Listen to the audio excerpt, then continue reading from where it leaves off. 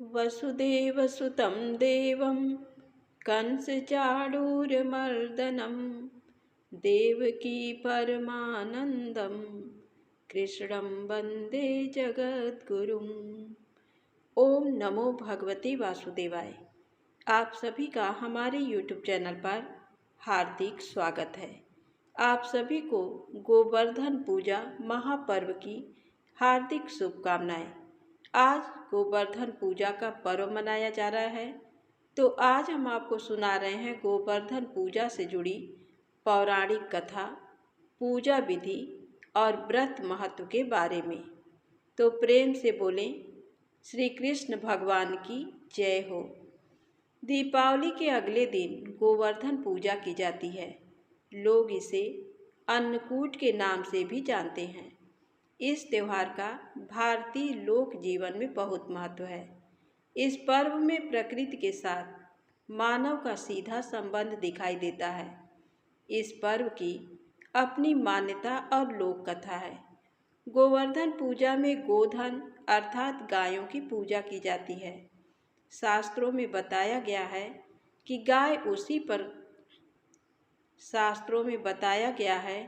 कि गाय उसी प्रकार पवित्र होती है जैसे नदियों में गंगा। गाय को देवी लक्ष्मी का स्वरूप भी कहा गया है। देवी लक्ष्मी जिस प्रकार सुख समृद्धि प्रदान करती हैं, उसी प्रकार गौ माता भी अपने दूध से स्वास्थ्य रूपी धन प्रदान करती हैं। इनका बछड़ा खेतों में अनाज उगाता है। ऐसे गौ संपूर्ण मानव जात के लिए पूजनीय और आदरणीय हैं। गौ के प्रति श्रद्धा प्रकट करने के लिए ही कार्तिक शुक्ल पक्ष प्रतिपदा के दिन गोवर्धन की पूजा की जाती है और इसके प्रतीक के रूप में गाय की। तो आइए सुने गोवर्धन पूजा से जुड़ी पौराणिक कथा और पूजा विधि। कथा के अनुसार देवराज इंद्र को अभिमान हो गया था। इंद्र का अभिमान दूर करने हेतु भगवान श्री कृष्ण, जो स्वयं लीलाधारी श्रीहरि विष्णु के अवतार हैं, एक लीला रची। प्रभु की इस लीला में यूं हुआ कि एक दिन उन्होंने देखा कि सभी ब्रिजवासी उत्तम पकवान बना रहे हैं और किसी पूजा की तैयारी में जुटे हैं। श्री कृष्ण ने बड़े भोलेपन से मैया यशोदा से प्रश्न किया, मैया, ये आप लोग किनकी पूजा की तैयारी कर रहे हैं? कृष्ण की बातें सुनकर मैया बोली, लल्ला, हम देवराज इंद्र की पूजा के लिए अन्नकूट की तैयारी कर रहे हैं। मैया के ऐसा कहने पर श्री कृष्ण बोले, मैया, हम इंद्र की पूजा क्यों करते हैं? मैया ने कहा, वह वर्षा करते हैं जिससे अन्न की उपज होती है। उनसे हमारी गायों को चारा मिलता है। तभी भगवान श्री कृष्ण बोले, हमें तो गोवर्धन पर्वत की पूजा करनी चाहिए, क्योंकि हमारी गायें वहीं चरती हैं। इस दृष्टि से गोवर्धन पर्वत ही पूजनीय है और इंद्र तो कभी दर्शन भी नहीं देते। वह पूजा न करने पर क्रोधित भी होते हैं। अतः ऐसे अहंकारी की पूजा नहीं करनी चाहिए। लीलाधारी की लीला और माया से सभी ने इंद्र के स्थान पर गोवर्धन पर्वत की पूजा की। देवराज इंद्र ने इसे अपना अपमान समझा और मूसलाधार वर्षा आरंभ कर दी। प्रलय के समान वर्षा देखकर सभी ब्रिजवासी भगवान कृष्ण को कोसने लगे कि सब इनका कहा मानने से हुआ है। तब मुरलीधर ने मुरली कमर में डाली और अपनी कनिष्ठा उंगली पर पूरा गोवर्धन पर्वत उठा लिया और सभी ब्रिजवासियों को उसमें अपने गाय और बछड़े समेत शरण लेने के लिए बुलाया। इंद्र कृष्ण की ये लीला देखकर और क्रोधित हुए। फलतः वर्षा और तेज हो गई। इंद्र का मान मर्दन के लिए तब श्री कृष्ण ने सुदर्शन चक्र से कहा कि आप पर्वत के ऊपर रहकर वर्षा की गति को नियंत्रित करें, और शेषनाग से कहा, आप मेड़ बनाकर पानी को पर्वत की ओर आने से रोकें। इंद्र निरंतर 7 दिन तक मूसलाधार वर्षा करते रहे। तब उन्हें लगा कि उनका सामना करने वाला कोई आम मनुष्य नहीं हो सकता है। अतः वे ब्रह्मा जी के पास पहुँचे और सब वृत्तांत कह सुनाया। ब्रह्मा जी ने इंद्र से कहा कि आप जिस कृष्ण की बात कर रहे हैं वह भगवान विष्णु के साक्षात अंश हैं और पूर्ण पुरुषोत्तम नारायण हैं। ब्रह्मा जी के मुख से ये सुनकर इंद्र अत्यंत लज्जित हुए और श्री कृष्ण से कहा कि प्रभु, मैं आपको पहचान न सका, इसलिए अहंकार वश भूल कर बैठा। आप दयालु हैं, आप कृपालु भी हैं, इसलिए मेरी भूल क्षमा करें। इसके पश्चात देवराज इंद्र ने मुरलीधर की पूजा कर उन्हें भोग लगाया। इस पौराणिक घटना के बाद से ही गोवर्धन पूजा की जाने लगी। ब्रिजवासी इस दिन गोवर्धन पर्वत की पूजा करते हैं। गाय बैल को इस दिन स्नान कराकर उन्हें रंग लगाया जाता है व उनके गले में नई रस्सी डाली जाती है। गाय और बैलों को गुड़ और चावल मिलाकर खिलाया जाता है। अब आइए जाने गोवर्धन पूजा की विधि।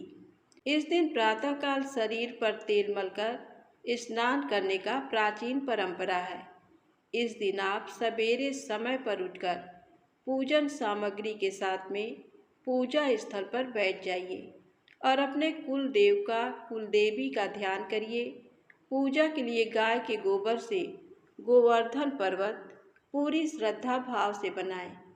इसे लेटे हुए पुरुष की आकृति में बनाया जाता है। प्रतीक रूप से गोवर्धन रूप में आप बनाकर फूल, पत्ती, टहनियों और गाय की आकृतियों से सजाया जाता है। गोवर्धन की आकृति बनाकर उनके मध्य में भगवान श्री कृष्ण की मूर्ति रखी जाती है। नाभि के स्थान पर एक कटोरी जितना गड्ढा बना लिया जाता है और वहाँ एक कटोरी व मिट्टी का दीपक रखा जाता है। फिर इसमें दूध, दही, गंगा जल, मधु और बतासे इत्यादि डालकर पूजा की जाती है और फिर इसे प्रसाद के रूप में बांटा जाता है। कुछ स्थानों पर गोवर्धन पूजा के साथ ही गायों को स्नान कराने की, उन्हें सिंदूर इत्यादि पुष्प मालाओं से सजाए जाने की परंपरा भी है। इस दिन गाय का पूजन भी किया जाता है। तो यदि आप गाय को स्नान कराकर उसे सजा सकते हैं या उसका श्रृंगार कर सकते हैं तो कोशिश करिए कि गाय का श्रृंगार करें और उसके सींग पर घी लगाएं, गुड़ खिलाएं, जिससे लक्ष्मी जी प्रसन्न होती हैं और आपके घर में कभी धन की कमी नहीं रहती है। फल, मिठाई इत्यादि आप पूजा के दौरान गोवर्धन में अर्पित करिए। इस दिन गन्ना चढ़ाई जाती है और एक कटोरी दही नाभि स्थान में डालकर झरनी में से छिड़कते हैं।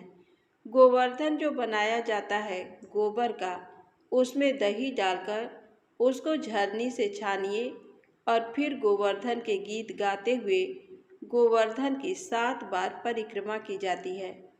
परिक्रमा के समय एक व्यक्ति हाथ में जल का लोटा व दूसरा व्यक्ति अन्न यानी कि जौ लेकर चलते हैं और जल वाला व्यक्ति जल की धारा को धरती पर गिराते हुए चलता है और दूसरा अन्न यानी कि जौ बोते हुए परिक्रमा पूरी करते हैं। तो प्रेम से बोलें गोवर्धन महाराज की जय हो। अब आइए सुने भगवान श्री कृष्ण और सुदामा जी की मित्रता की कथा। सुदामा जी श्री कृष्ण जी के बचपन के मित्र थे। दोनों संदीपन ऋषि के आश्रम में साथ साथ पढ़ाई किए थे। सुदामा जी ब्राह्मण पुत्र थे और श्री कृष्ण राजकुमार थे। दोनों आश्रम में एक ही साथ रहकर गुरु से शिक्षा प्राप्त किए थे। दोनों में अटूट प्रेम था। पढ़ाई समाप्त कर दोनों अपने अपने घर चले गए। एक बार पत्नी की इच्छा से सुदामा जी अपने मित्र श्री कृष्ण से मिलने गए। श्री कृष्ण उन दिनों द्वारिका के राजा थे। सुदामा जी की पत्नी सुशीला ने श्री कृष्ण जी के भेंट स्वरूप कुछ टूटे चावल की पोटली जो पड़ोस से मांगकर लाई थी, बनाकर सुदामा जी को साथ दिया था, क्योंकि सुदामा जी अत्यंत गरीब ब्राह्मण थे।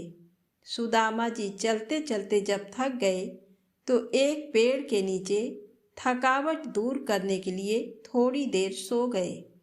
जागते ही विप्र सुदामा को ये जानकर आश्चर्य हुआ कि द्वारिका नगरी आ गई है, क्योंकि प्रभु को सुदामा की दीन अवस्था देखकर दया आ गई। उन्हें लगा सुदामा जी इतनी दूर चलकर कैसे आ पाएंगे, इसलिए नींद में ही द्वारिका पहुंचा दिए। सुदामा जी द्वारपाल से पूछे कि क्या यही द्वारिका नगरी है? द्वारपाल ने कहा, हाँ। अब सुदामा जी की प्रसन्नता की कोई सीमा नहीं थी।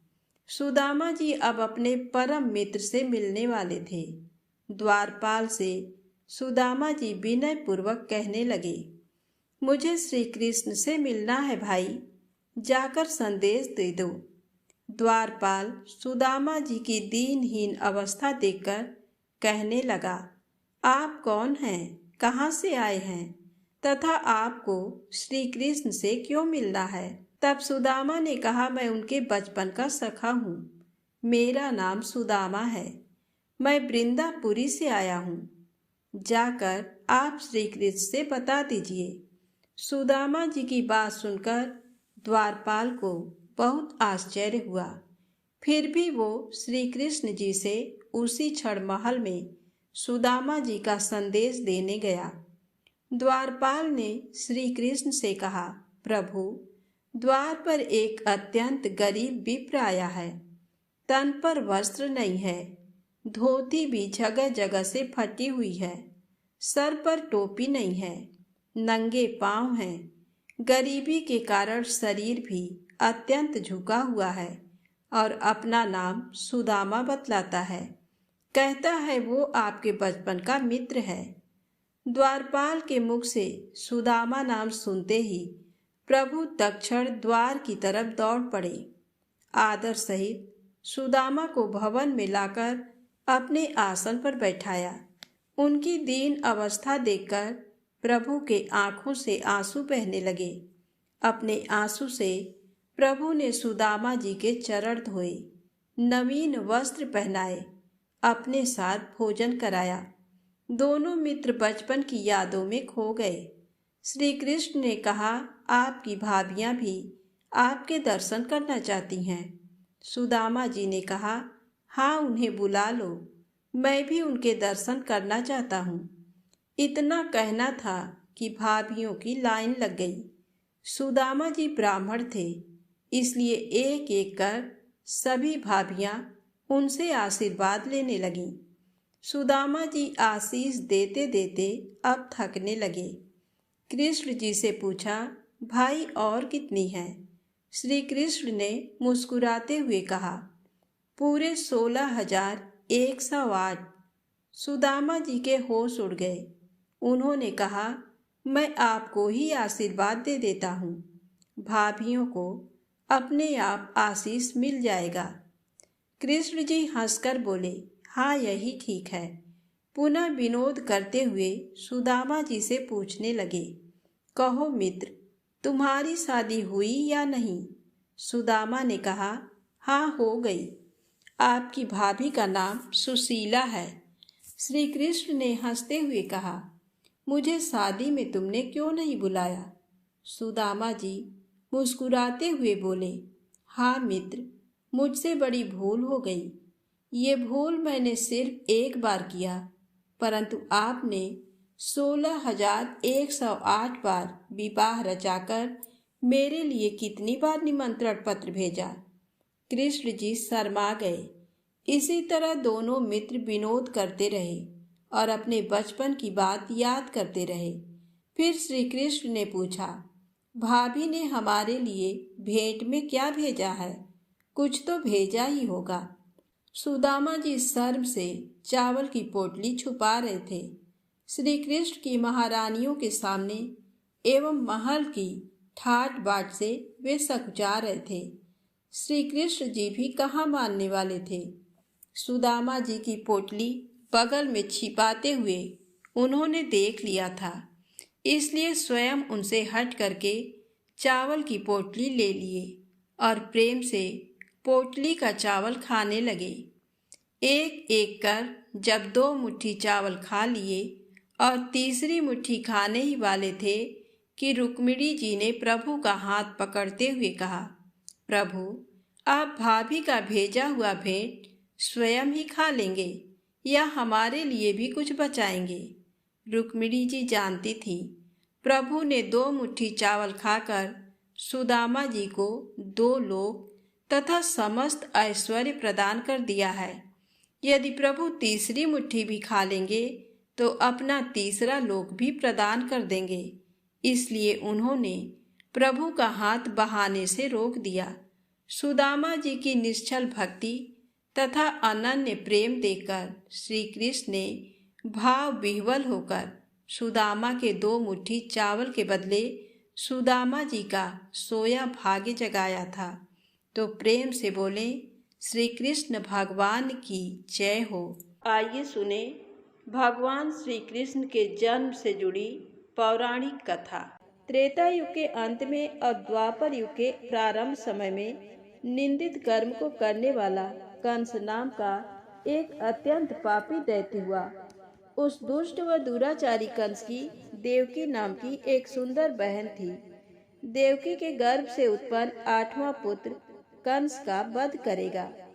नारद जी की बातें सुनकर इंद्र ने कहा, उस दुराचारी कंस की कथा का विस्तार पूर्वक वर्णन कीजिए। क्या यह संभव है कि देवकी के गर्भ से उत्पन्न 8वां पुत्र अपने मामा कंस की हत्या करेगा? इंद्र की संदेह भरी बातों को सुनकर नारद जी ने कहा, हे अदिति पुत्र इंद्र, एक समय की बात है। उस दुष्ट कंस ने एक ज्योतिषी से पूछा, मेरी मृत्यु किस प्रकार और किसके द्वारा होगी? ज्योतिषी बोले, हे दानवों में श्रेष्ठ कंस, वसुदेव की पत्नी देवकी, जो वाक्पटु है और आपकी बहन भी है, उसी के गर्भ से उत्पन्न उसका 8वां पुत्र, जो कि शत्रुओं को भी पराजित कर इस संसार में कृष्ण के नाम से विख्यात होगा, वही एक समय सूर्योदय काल में आपका वध करेगा। ज्योतिषी की बातों को सुनकर कंस ने कहा, हे दैवज, अब आप ये बताएं कि देवकी का 8वां पुत्र किस मास में किस दिन मेरा वध करेगा? ज्योतिषी बोले, हे महाराज, माघ मास की शुक्ल पक्ष की तिथि को 16 कलाओं से पूर्ण श्री कृष्ण से आपका युद्ध होगा। उसी युद्ध में वे आपका वध करेंगे। इसलिए हे महाराज, आप अपनी रक्षा यत्न पूर्वक करें। इतना बताने के पश्चात नारद जी ने इंद्र से कहा, ज्योतिषी द्वारा बताए गए समय पर ही कंस की मृत्यु कृष्ण के हाथ निसंदेह होगी। तब इंद्र ने कहा, हे मुनि, उस दुराचारी कंस की कथा का वर्णन कीजिए और बताइए कि कृष्ण का जन्म कैसे होगा तथा कंस की मृत्यु कृष्ण द्वारा किस प्रकार होगी। इंद्र की बातों को सुनकर नारद जी ने पुनः कहना प्रारंभ किया। उस दुराचारी कंस ने अपने एक द्वारपाल से कहा, मेरी इस प्राणों से प्रिय बहन की पूर्ण सुरक्षा करना। द्वारपाल ने कहा, ऐसा ही होगा। कंस के जाने के पश्चात उसकी छोटी बहन दुखित होते हुए जल लेने के बहाने घड़ा लेकर तालाब पर गई। उस तालाब के किनारे एक वृक्ष के नीचे बैठकर देवकी रोने लगी। उसी समय एक सुंदर स्त्री, जिसका नाम यशोदा था, उसने आकर देवकी से प्रिय वाणी में कहा, हे देवी, इस प्रकार तुम क्यों विलाप कर रही हो? अपने रोने का कारण मुझसे बताओ। तब दुखी देवकी ने यशोदा से कहा, हे बहन, नीच कर्मों में आसक्त दुराचारी मेरा ज्येष्ठ भ्राता कंस है। उस दुष्ट भ्राता ने मेरे कई पुत्रों का वध कर दिया। इस समय मेरे गर्भ में 8वां पुत्र है, वह इसका भी वध कर डालेगा, क्योंकि मेरे ज्येष्ठ भ्राता को ये भय है कि मेरे अष्टम पुत्र से उसकी मृत्यु अवश्य होगी। देवकी की बातें सुनकर यशोदा ने कहा, हे बहन, विलाप मत करो, मैं भी गर्भवती हूँ। यदि मुझे कन्या हुई तो तुम अपने पुत्र के बदले उस कन्या को ले लेना। इस प्रकार तुम्हारा पुत्र कंस के हाथों मारा नहीं जाएगा। तदनंतर कंस ने अपने द्वारपाल से पूछा, देवकी कहाँ है? इस समय वह दिखाई नहीं दे रही है। तब द्वारपाल ने कंस से नम्र वाणी में कहा, हे महाराज, आपकी बहन जल लेने तालाब पर गई हुई हैं। ये सुनते ही कंस क्रोधित हो उठा और उसने द्वारपाल को उसी स्थान पर जाने को कहा जहां वह गई हुई है। द्वारपाल की दृष्टि तालाब के पास देवकी पर पड़ी। तब उसने कहा कि आप किस कारण से यहाँ आई हैं। उसकी बातें सुनकर देवकी ने कहा कि मेरे घर में जल नहीं था, मैं जल लेने जलाशय पर आई हूँ। इसके पश्चात देवकी अपने घर की ओर चली गई।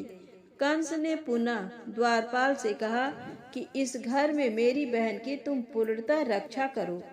अब कंस को इतना भय लगने लगा कि घर के भीतर दरवाजों में विशाल ताले बंद करवा दिए और दरवाजे के बाहर दैत्यों और राक्षसों को पहरेदारी के लिए नियुक्त कर दिया। कंस हर प्रकार से अपने प्राणों को बचाने के प्रयास कर रहा था। एक समय सिंह राशि के सूर्य में आकाश मंडल में जलाधारी मेघों ने अपना प्रभुत्व स्थापित किया। भादो मास की कृष्ण पक्ष की अष्टमी तिथि को घनघोर अर्धरात्रि थी। उस समय चंद्रमा भी वृष राशि में था।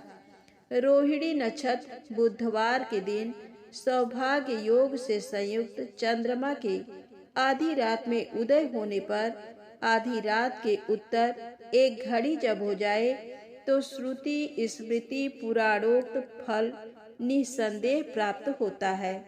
इस प्रकार बताते हुए नारद जी ने इंद्र से कहा, ऐसे विजय नामक शुभ मुहूर्त में श्री कृष्ण का जन्म हुआ और श्री कृष्ण के प्रभाव से ही उसी क्षण बंदी गृह के दरवाजे स्वयं खुल गए। द्वार पर पहरा देने वाले पहरेदार राक्षस सभी मूर्छित हो गए। देवकी ने उसी क्षण अपने पति वसुदेव से कहा, हे स्वामी, आप निद्रा का त्याग करें और मेरे इस पुत्र को गोकुल में ले जाएं। वहां इस पुत्र को नंदगोप की धर्म पत्नी यशोदा को दे दें। उस समय यमुना जी पूर्ण रूप से बाढ़ग्रस्त थी, किंतु जब वसुदेव जी बालक कृष्ण को सूप में लेकर यमुना जी को पार करने के लिए उतरे, उसी क्षण बालक के चरणों का स्पर्श होते ही यमुना जी अपने पूर्व स्थिर रूप में आ गईं। किसी प्रकार वसुदेव जी गोकुल पहुँचे और नंद के घर में प्रवेश कर उन्होंने अपना पुत्र तत्काल उन्हें दे दिया और उसके बदले में उनकी कन्या ले ली। वे तत्काल वहां से वापस आकर कंस के बंदी गृह में पहुंच गए।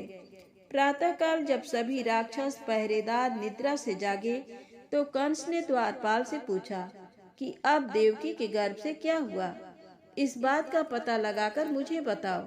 द्वारपालों ने महाराज की आज्ञा को मानते हुए कारागार में जाकर देखा तो वहां देवकी की गोद में एक कन्या थी, जिसे देखकर द्वारपालों ने कंस को सूचित किया, किंतु कंस को तो उस कन्या से भय होने लगा।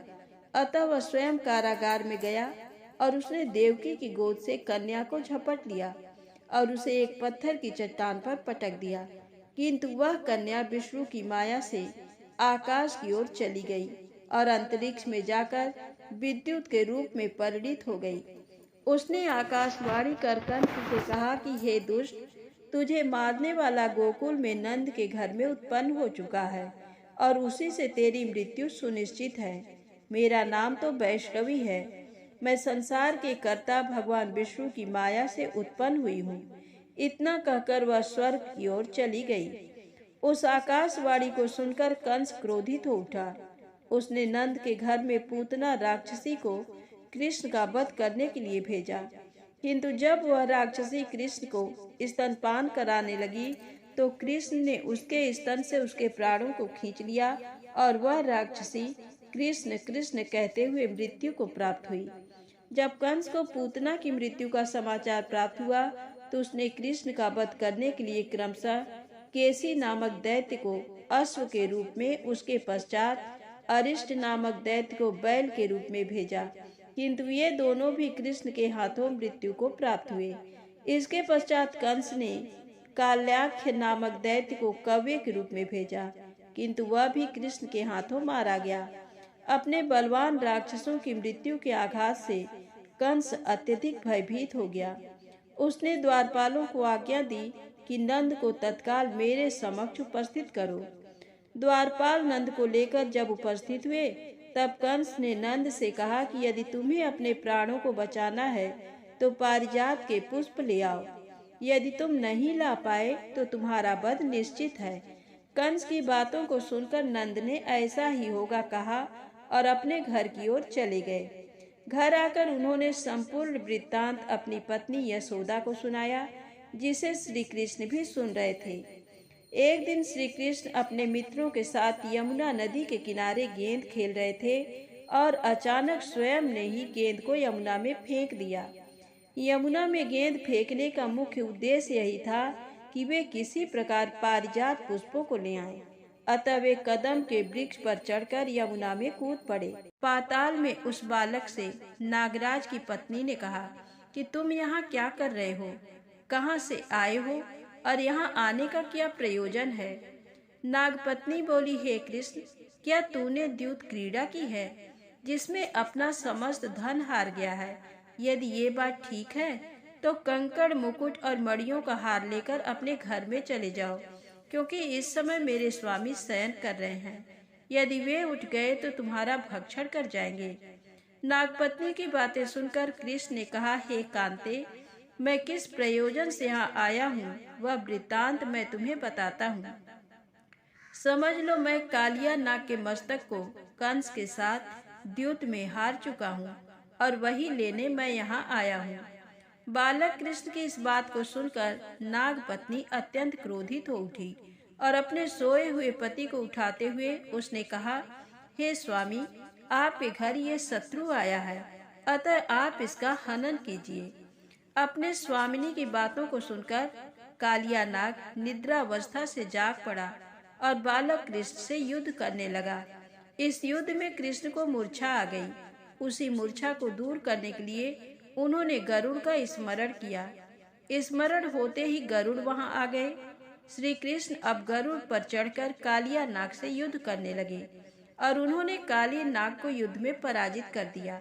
अब कालिया नाग ने भली भांति जान लिया था कि मैं जिनसे युद्ध कर रहा हूँ वे भगवान विष्णु के अवतार श्री कृष्ण ही हैं। अतः उन्होंने कृष्ण के चरणों में साष्टांग प्रणाम किया और पारिजात से उत्पन्न बहुत से पुष्पों को मुकुट में रखकर कृष्ण को भेंट किया। जब कृष्ण चलने को हुए तब कालिया नाग की पत्नी ने कहा, हे स्वामी, मैं कृष्ण को नहीं जान पाई। हे जनार्दन, मंत्र रहित, क्रिया रहित, भक्ति भाव रहित मेरी रक्षा कीजिए। हे प्रभु, मेरे स्वामी मुझे वापस दे दें। तब श्री कृष्ण ने कहा, हे सर्पिणी, दैत्यों में जो सबसे बलवान है उस कंस के सामने मैं तेरे पति को ले जाकर छोड़ दूंगा, अन्यथा तुम अपने घर को चली जाओ। अब श्री कृष्ण कालिया नाग के फन पर नृत्य करते हुए यमुना के ऊपर आ गए। तदनंतर कालिया की फुंकार से तीनों लोग कंपायमान हो गए। अब कृष्ण कंस की मथुरा नगरी को चल दिए। वहां कमल पुष्पों को देखकर यमुना के मध्य जलाशय में वह कालिया सर्प भी चला गया। इधर कंस भी विस्मित हो गया तथा कृष्ण प्रसन्नचित्त होकर गोकुल लौट आए। उनके गोकुल आने पर उनकी माता यशोदा ने विभिन्न प्रकार के उत्सव किए। अब इंद्र ने नारद जी से पूछा, हे महामुने, संसार के प्राणी बालक श्री कृष्ण के आने पर अत्यधिक आनंदित हुए। आखिर श्री कृष्ण ने क्या क्या चरित्र किया, वह सभी आप मुझे बताने की कृपा करें। नारद ने इंद्र से कहा, मन को हरने वाला मथुरा नगर यमुना नदी के दक्षिण भाग में स्थित है। वहाँ कंस का महाबलशाली भाई चाणूर रहता था। उस चाणूर से श्री कृष्ण के मल्ल युद्ध की घोषणा की गई। हे इंद्र, कृष्ण एवं चाणूर का मल्ल युद्ध अत्यंत आश्चर्यजनक था। चाणूर की अपेक्षा कृष्ण बाल रूप में थे। भेरी, शंख और मृदंग के शब्दों के साथ कंस और केसी इस युद्ध को मथुरा की जनसभा के मध्य में देख रहे थे। रंगशाला के अखाड़े में चाणूर, मुष्टिक, सल, तोसल आदि बड़े बड़े भयंकर पहलवान दंगल के लिए प्रस्तुत थे। महाराज कंस अपने बड़े बड़े नागरिकों तथा मित्रों के साथ उच्च मंच पर विराजमान था। रंगशाला में प्रवेश करते ही श्री कृष्ण ने अनायासी धनुष को अपने बाएं हाथ से उठा लिया। पलक झपकते ही सबके सामने उसकी डोरी चढ़ा दी तथा डोरी को ऐसे खींचा कि वह धनुष भयंकर शब्द करते हुए टूट गया। धनुष की रक्षा करने वाले सारे सैनिकों को दोनों भाइयों ने ही मार गिराया।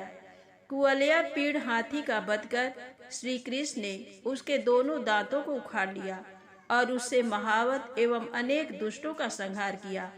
कुछ सैनिक भाग खड़े हुए और महाराज कंस को सारी सूचनाएं दी, तो कंस ने क्रोध से दांत पीसते हुए चाणूर मुष्टिक को शीघ्र ही दोनों बालकों का वध करने के लिए इंगित किया। इतने में श्री कृष्ण एवं बलदेव अपने अंगों पर खून के कुछ छींटे धारण किए हुए हाथी के विशाल दांतों को अपने कंधे पर धारण कर सिंहवाहक की भांति मुस्कुराते हुए अखाड़े के समीप पहुँचे। चाणूर और मुष्टिक ने उन दोनों भाइयों को मल्ल युद्ध के लिए ललकारा।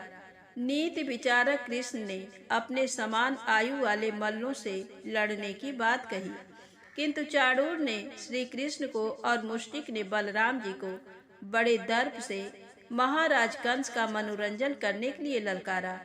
श्री कृष्ण बलराम तो ऐसा चाहते ही थे।